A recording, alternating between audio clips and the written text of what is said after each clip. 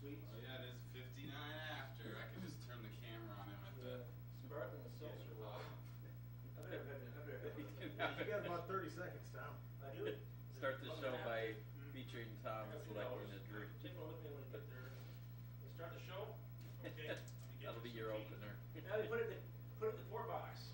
Very nice.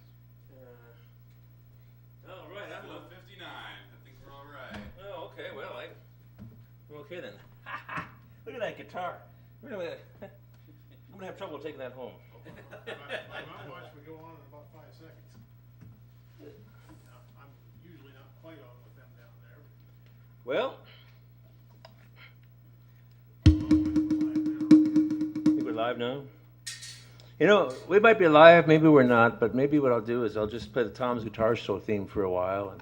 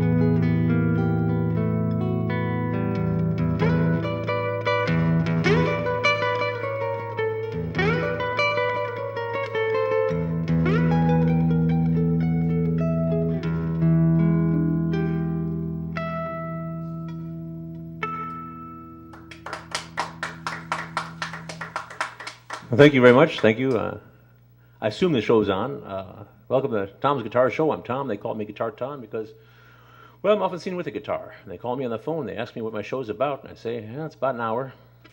But, of course, I'm doing another show here at Uptown Bill's Coffee House, corner of Lafayette and South Dubuque. I guess we're on South Dubuque, but down by the tracks. So if you want to come down, you know, we're shooting a live show down here. This is a little minor show. This is a little fun we're all having together. In 2 weeks, we're having our big holiday blowout, our winter concert show. We're going to have all kinds of things, including a ukulele orchestra playing a Nutcracker Suite, or excerpts of the Nutcracker Suite. So we're doing rehearsals for that. I'll have a cute little kid from Romania playing a Romanian Christmas carol, things like that. But, you know, but that's in 2 weeks. But tonight, it's just me and a couple of readers. Hey, Bob, did you bring anything to read? Okay, we'll get to you soon, and I always look forward to what you bring. I mean, I look forward to what Craig brings too, but it's a different way. It's a different. I really like the poetry that Bob brings sometimes, but.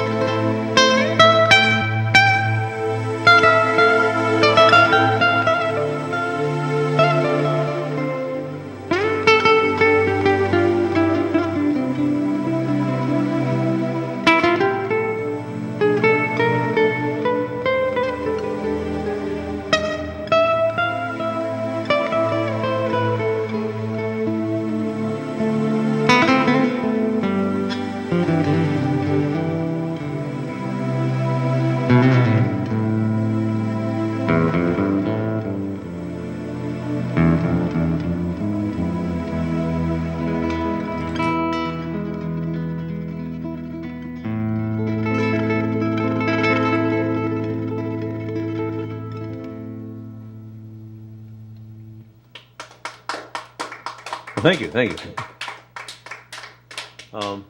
So, Bob, would you like to read something for us? Since,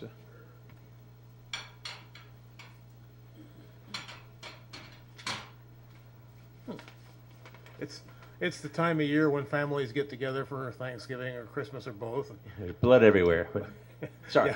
Yeah, my nephew's wife called me this afternoon and said 3 of the people that were at Thanksgiving have been diagnosed with strep throat. So. Oh, great. What goes around? Anyway, so I brought in a story about a family gathering. Man in Phoenix calls his son in New York the day before Thanksgiving and says, "I hate to ruin your day, but I have to tell you your mother and I are getting a divorce. 45 years of misery is just too much." "Pop, what are you talking about?" the son screams. We can't stand the sight of each other any longer," the father says. "We're sick of each other, and I'm sick of talking about this, so you call your sister in Chicago and tell her." Frantic, the son calls his sister, who explodes on the phone. "Like heck they're getting divorced," she shouts. "I'll take care of this." She calls Phoenix immediately and screams at her father, "You are not getting divorced. Don't do a single thing till I get there. I'm calling Jim back and we'll both be there tomorrow. Till then, don't do anything. Do you hear me?" Dad hangs up the phone and says to his wife, "Okay, they're coming and they're paying their own way." All right, that's wonderful. Skillfully done on the part of that father. That's yeah. I've been thinking about the people manipulating each other for a while now and trying to. I mean, I don't know if it's a good thing. That's what management's all about. But you ever sit down and being interviewed by somebody and you know they're just doing their job and they really want to leave. So, but they're working you, you know, kind of like we train dogs or like cats train us. So, all right, let me see. I'm going to make something here. I had this idea, but all right.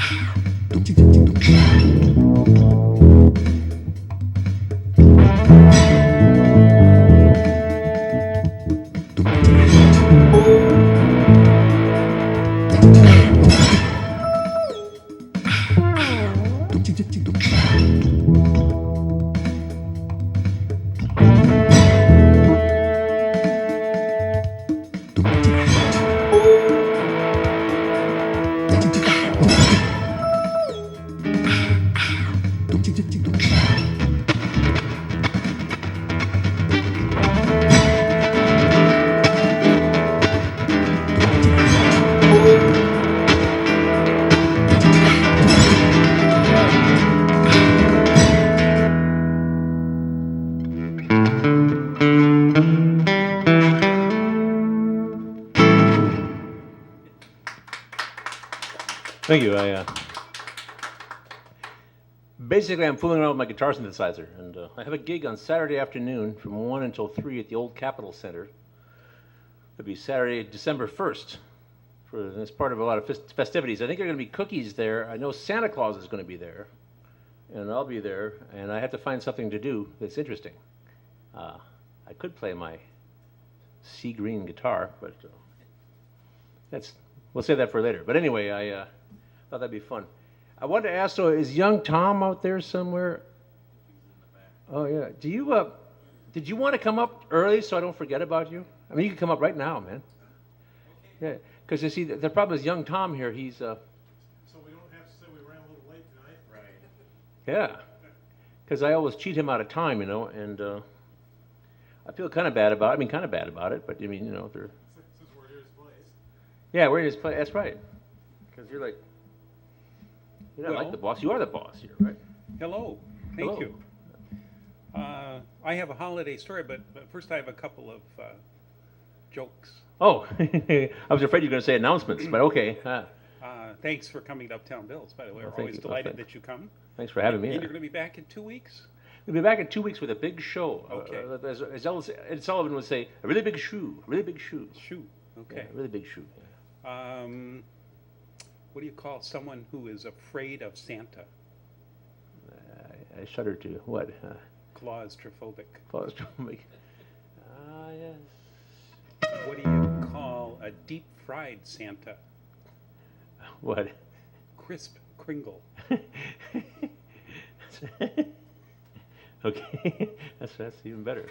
That's it. That's all you have? Well, that's all I'm going to give you. That's okay, yeah. Because I have to have some left over for For 2 tomorrow weeks? night and Thursday night, and Oh, maybe in 2 weeks. In 2 weeks? too, Well, yeah. you can recycle them. I mean, maybe have a different audience in 2 weeks. But you could look on the Uptown Bills Facebook page, and you can find some other jokes. In fact, Saturday night, it appeared that went viral.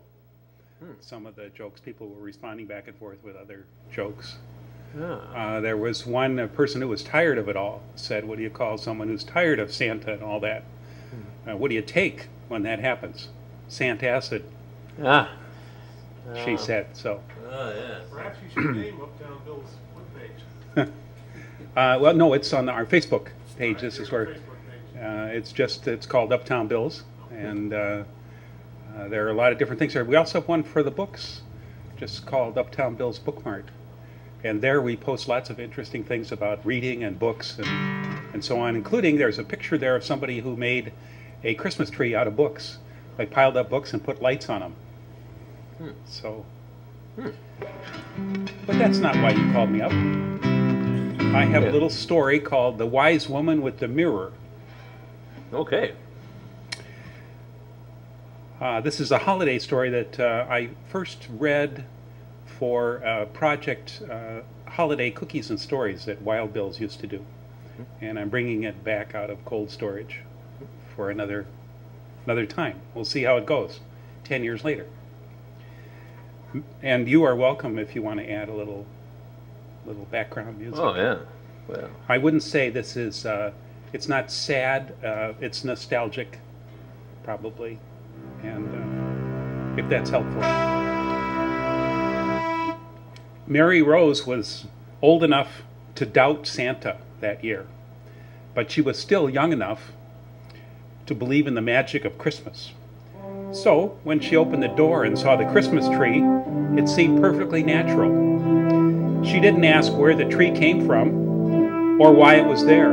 She announced, "Dad, the tree is here." I was the one with the questions. What tree? What's it doing outside our door? We didn't order a tree. Who left it here? When I didn't reply, Mary Rose spoke up again. "The tree is here, Dad. I think I'm going to need your help bringing it in." So I went to help her. We never did find out who left that tree. There was a card with it, but it wasn't signed. And none of our neighbors had seen anyone leaving a tree at our door. As we hauled the tree into the living room, I could tell this wasn't going to be any ordinary Christmas. But I had no idea what lay ahead. Besides being a bit of a skeptic about Santa, Mary Rose was already outspoken. She had started politely confronting people with fur coats, and she suggested to parents who tethered their children that leashes belonged only to pets. At school, she sought a meeting with the principal to discuss why one wing of the school was closed and locked and the children kept inside. "They're kids too," she said. "Open the door and let them out."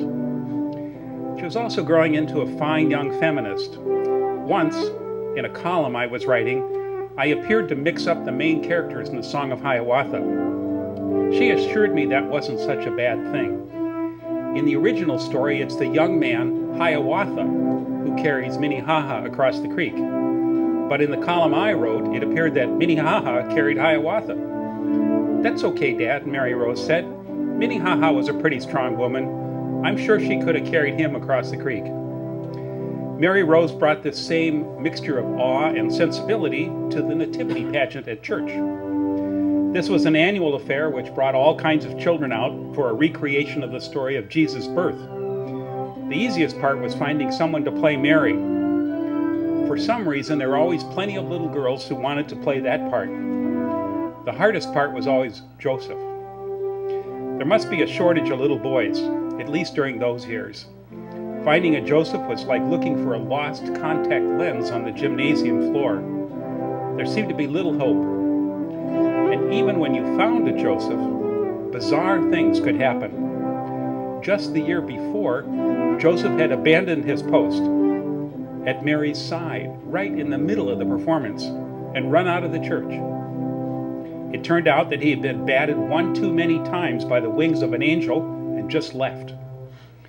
In between these two central roles, there were, of course, the animals, the shepherds, and the wise men. There were always enough children to play these parts, but there was a lot of negotiation over the details. For example, there were plenty of little cruisers who wanted to play animals, many getting a second chance to wear their Halloween suits, or pajamas which looked like pig or bear costumes. But I wasn't prepared for the mother who asked if her son could wear his Ninja Turtle suit. "I don't think there were any ninjas at Bethlehem, at least that year," I said. "He's willing to compromise," the mother replied. "I've talked with him, and he said he'd skip wearing the shell if he could be in the pageant." Shepherds weren't that difficult to find either, but they never seemed to be able to keep their beards on, and they couldn't control the sheep, the very smallest children, who were always wandering off. And the wise men, well, this is going to be the year. "I want to be one of those wise guys," Mary Rose announced. "I think all three were men," I said. "How do you know? One of them could have been a girl. Besides, you don't have enough boys." She had a point there. I asked her what she knew about the wise men. She said, "Well, each of them brought a gift to the baby Jesus. One brought gold, one brought Frankenstein, and one brought a mirror." I laughed and tried to give Mary Rose a little more information about the gifts, but she wasn't listening. Her skeptical side had already framed a question. "Dad, why would that one wise guy bring a baby Jesus, a Frankenstein? That doesn't sound very nice." I tried to explain it was not a Frankenstein that he brought, but I didn't get very far. Mary Rose had already moved on. "So, are you going to let me be one? Can I be the wise woman with the mirror?" "Okay," I said, "but you got to wear a beard." "That's great," Mary Rose said. "Afterwards, I could shave it off like you do yours." So that Christmas, we had a nativity pageant with all the usual people, plus a Ninja Turtle without his shell. And when it came time for the final scene, Jesus was visited by two wise guys and a wise woman with a mirror.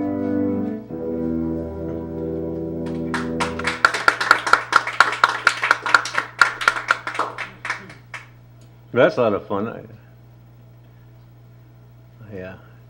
I've never been involved in one of those.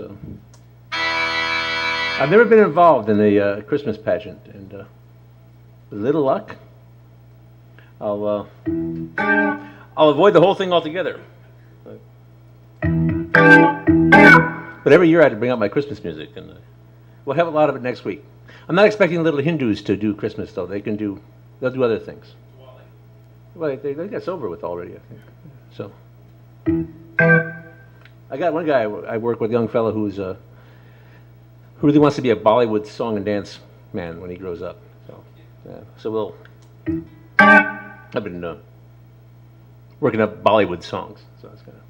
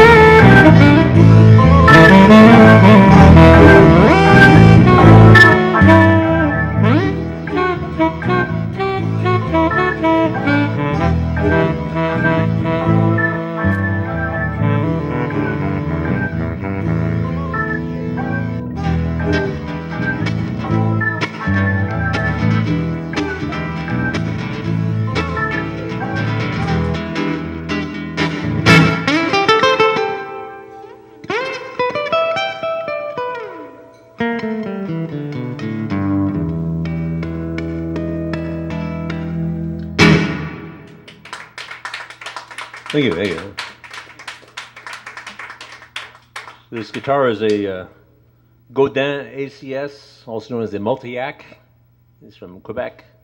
And it's Roland Ready. It's got the 13-pin thing and plug it into a Roland. This is a GR33 synthesizer here. They got a new one, like a GR55 or something, but I think it's like $800. And I've already got this one, and so I figured, might as well get it out and dust it off. So, so Craig, you got something for us to hear. Got something to read here? Plenty of time, I hope.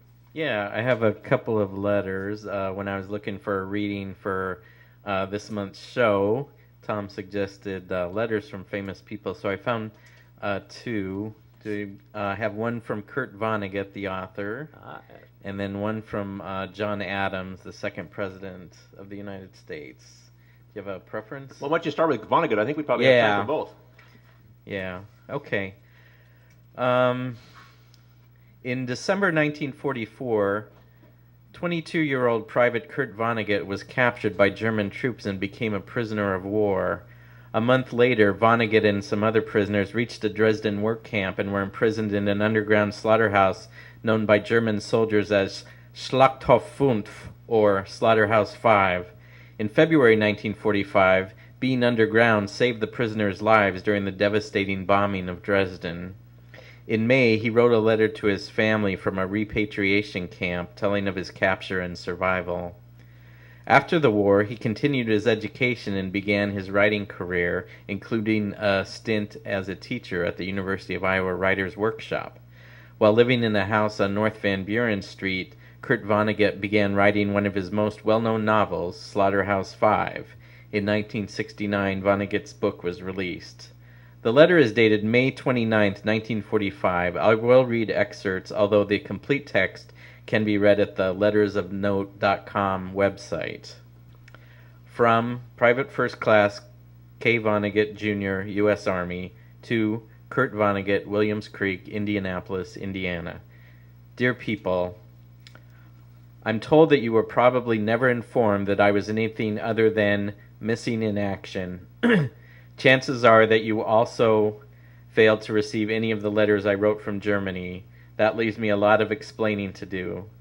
I've been a prisoner of war since December 19th, 1944, when our division was cut to ribbons by Hitler's last desperate thrust through Luxembourg and Belgium.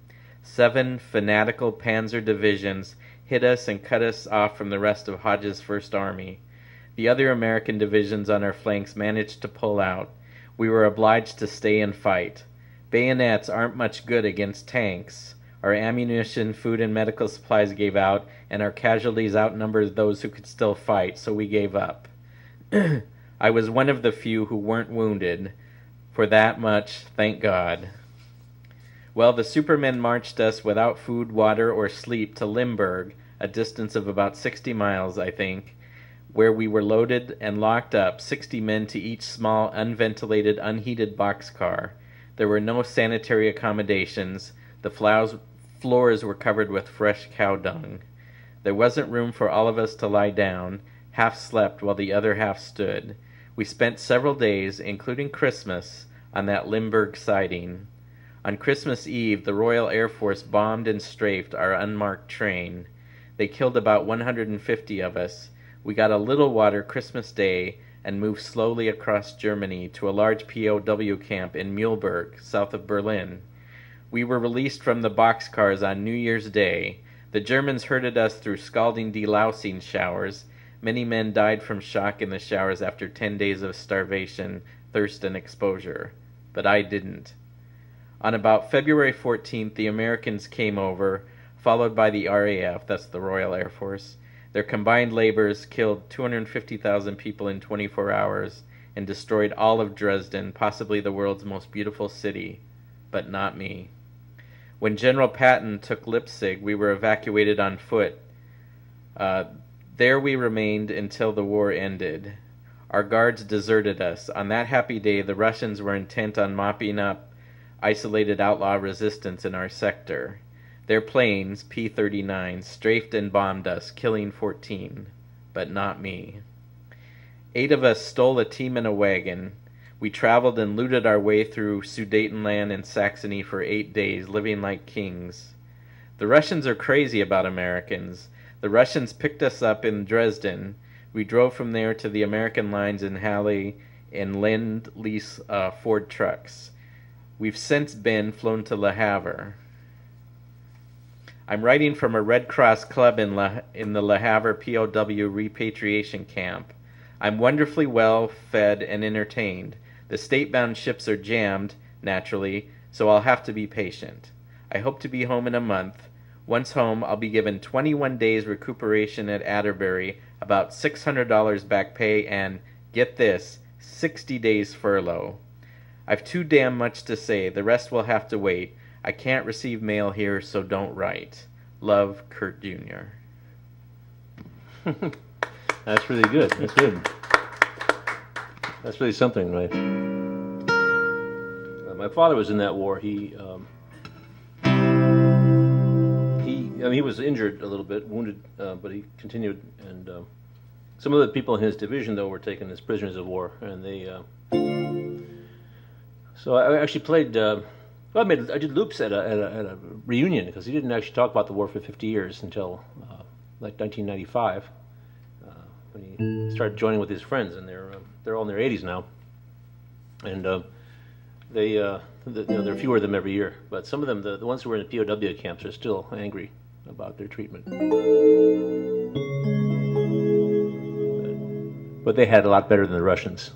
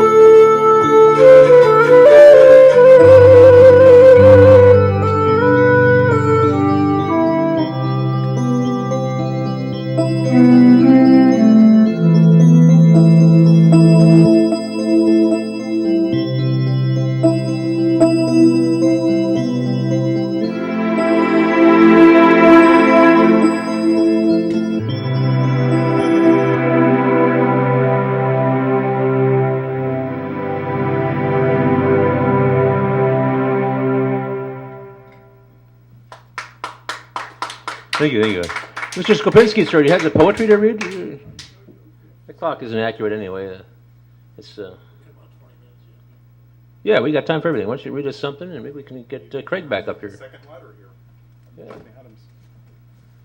Well, I'm not quite ready to give up on November yet. I have two timely poems, I guess timely, but we're still in November and still in late autumn. So I've got two poems here by American poets who we all learned about when we were in school. And the first one is called The Pumpkin by John Greenleaf Whittier.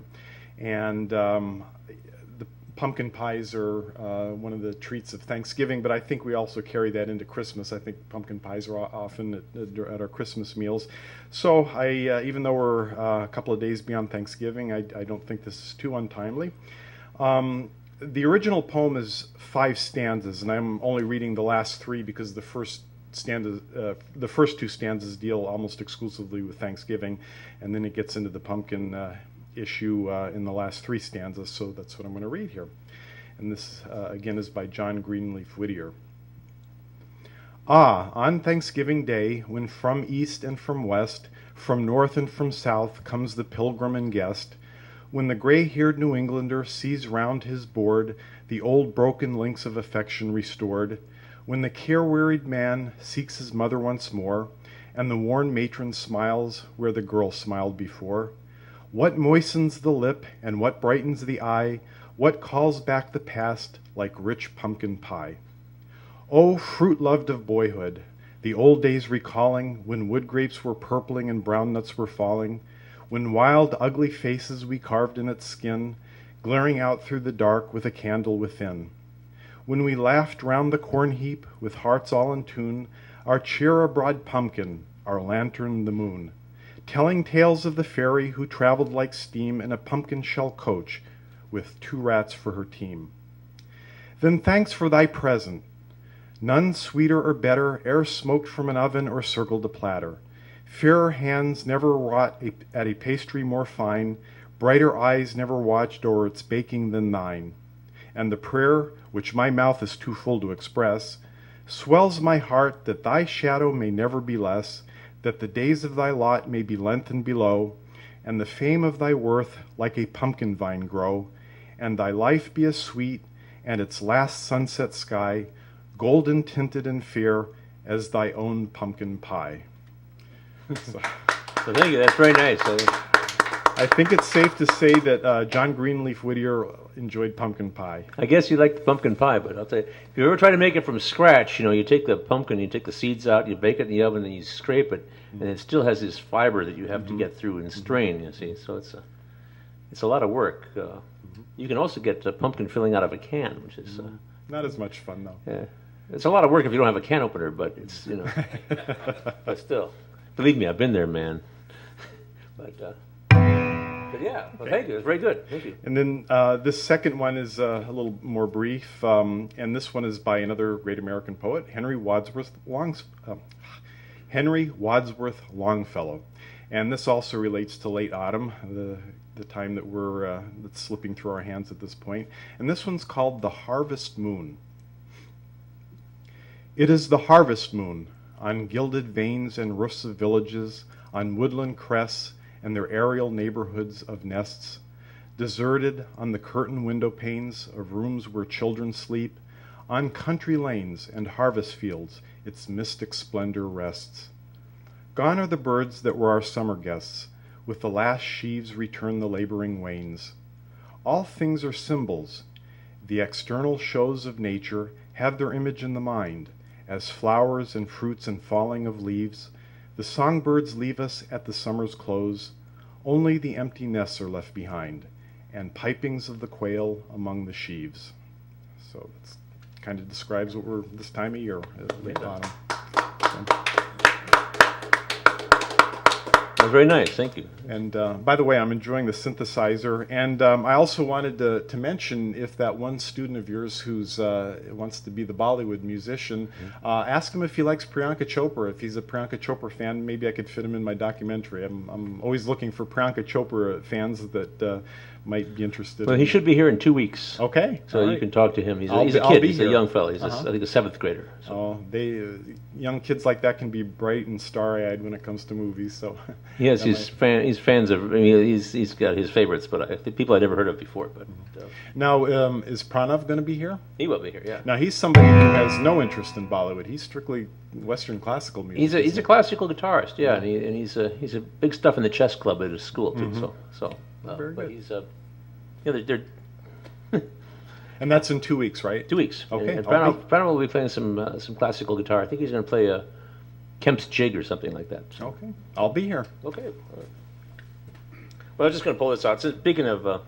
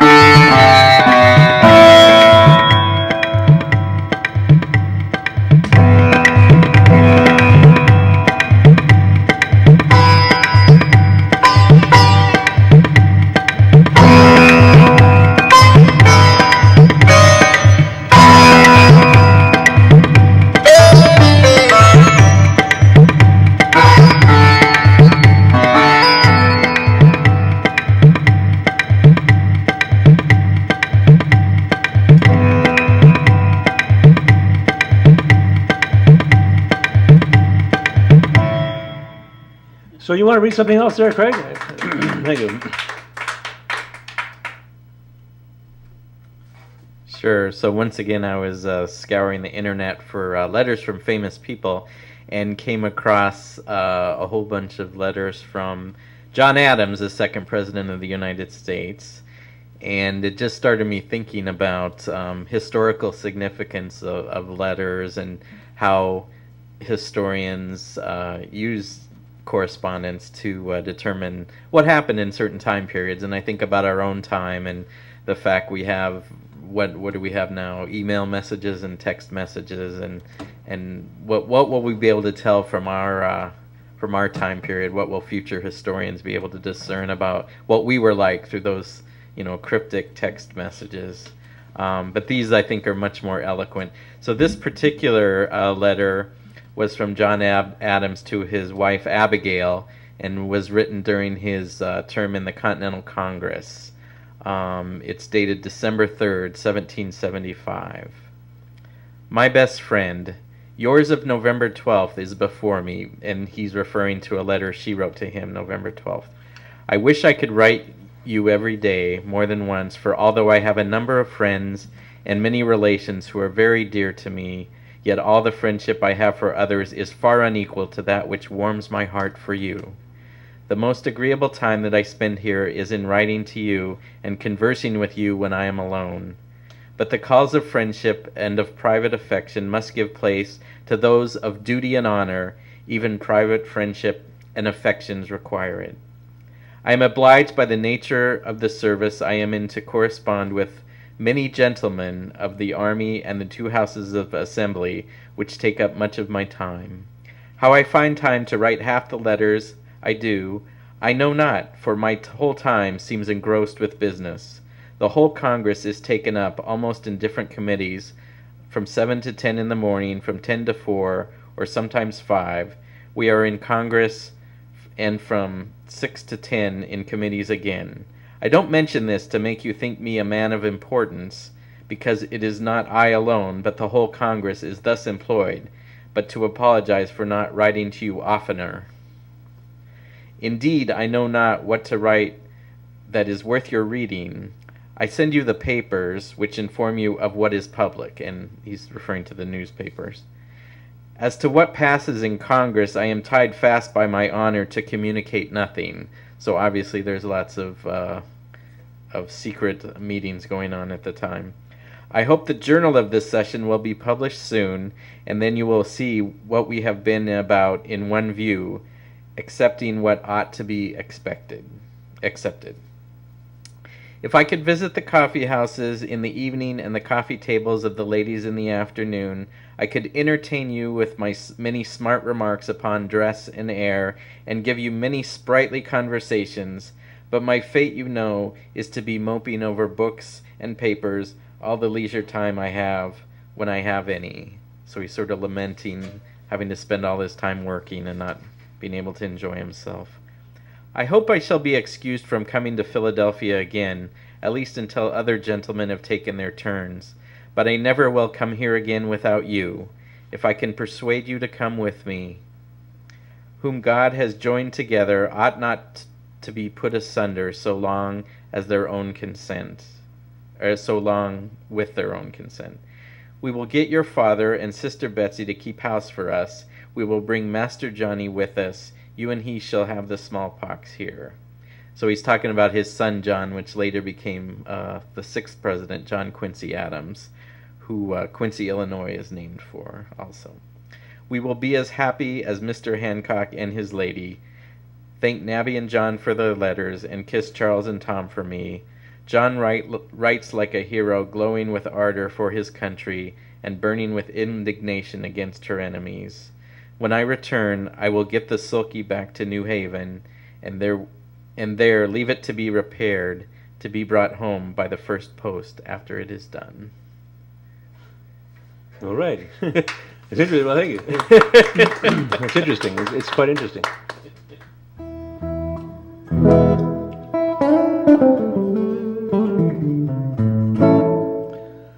Well, I know the show's almost over. What time is it? 10 minutes? Oh, boy. That's enough time to get in trouble. Oh, it's 11 minutes according to this, yeah. Well, for almost a year now, I've been trying to get this guitar because this is like a kind of a midlife crisis guitar. It's they call it sea green, but it looks more like sky blue. What do you think? It's kind of aqua. Kind of aqua? Yeah. Aqua, yeah. So, this is a Dean Palomino. Now, I just picked it up. That's one of the reasons why I was late coming here, so I didn't have to help set up. But anyway, this is it's what can I say? It's like a big fat hollow body guitar with a Florentine cutaway, an obnoxious color, and you can get this one in a natural wooden color. But I have the DeArmond X155, which is like a replica of an old Guild Manhattan, fine jazz guitar, but in natural wooden color. It's a fine guitar. But this one is obnoxious. So this isn't really, the ultimate. I just got it. I don't have it set up properly. I don't have it plugged into the right amplifier. I just plugged in the PA. But the whole thing about this guitar is,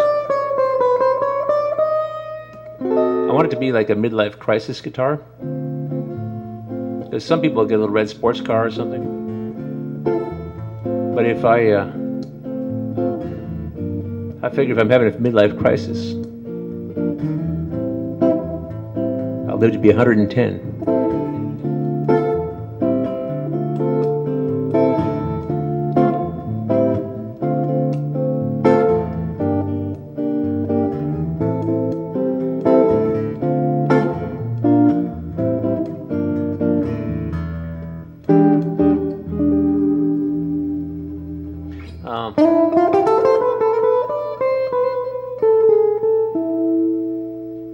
So here's what I want to do. I want to reconfigure everything in like 1 minute. Hang on. So if I turn this down. No, not that. This down and this down. And then I unplug this here. And I plug this into here. And I unplug this here. And I plug this into here. And when I turn this up,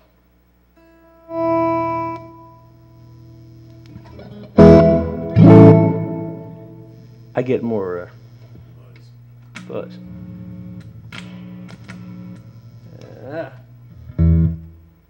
Hang on. Turn that off. Turn this up.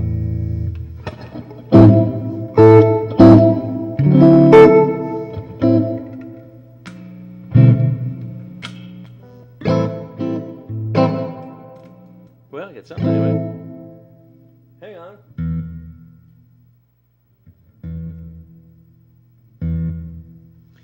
The show's almost over, so if there's something I don't like, I don't have long to live with it.